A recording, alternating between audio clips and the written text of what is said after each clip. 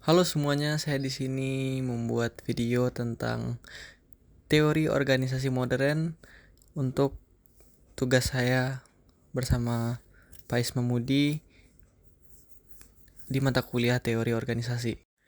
Sebelumnya perkenalkan, nama saya Raden Ahi dan saya akan membahas apa itu teori organisasi modern. Yang pertama, apa itu teori organisasi modern?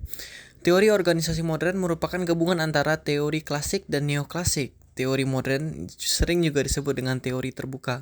Yang kita tahu, teori klasik itu adalah teori organisasi yang setiap bagiannya itu hanya mengerjakan satu pekerjaan. Jadi setiap bidang sudah dibagi dengan bidangnya tersendiri dan tanpa dicampur adukan dengan bidang yang lain.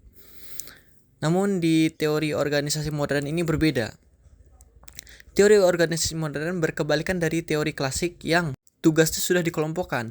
Berbeda dengan teori organisasi modern yang cenderung memegang teguh multi talent dan dari keseluruhan kesatuan yang berbeda pun tidak bisa dipisahkan.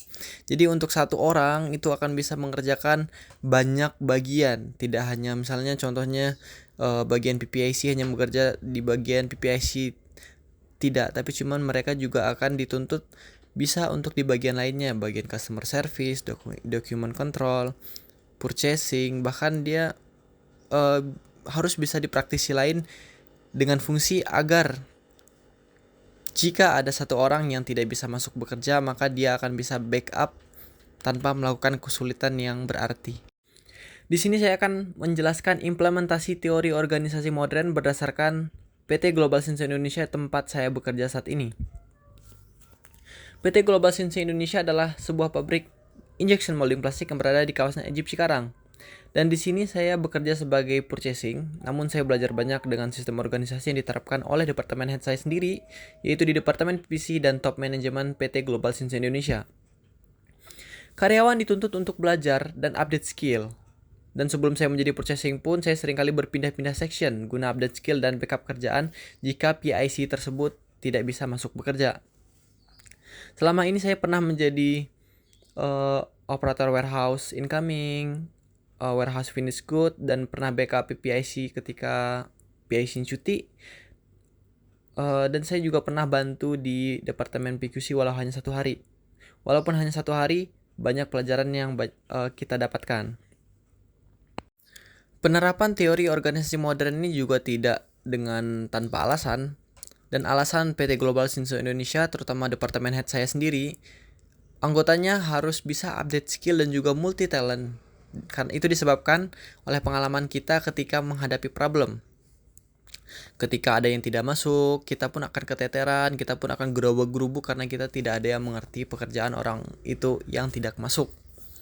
Maka dari itu kita harus update skill, kita harus tahu pekerjaan di section-section lain agar ketika PIC-nya tidak masuk, kita bisa backup dengan mudah. Selain itu, departemen saya dan juga manajemen PT Global Sinseo Indonesia juga berpikir panjang untuk regenerasi.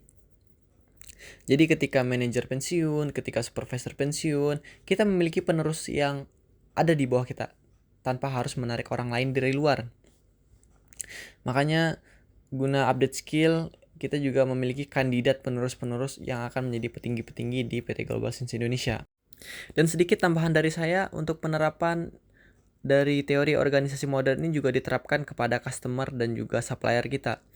Bagaimana cara kita berhubungan dengan mereka itu udah seperti antar teman, bukan antar supplier dan customer yang saling kolot, tapi cuman kita juga menjalin hubungan selayaknya kita ini adalah saudara, teman, dan keluarga. Itu yang bisa dapat saya sampaikan saat ini. Terima kasih atas perhatiannya. Saya tutup dengan terima kasih.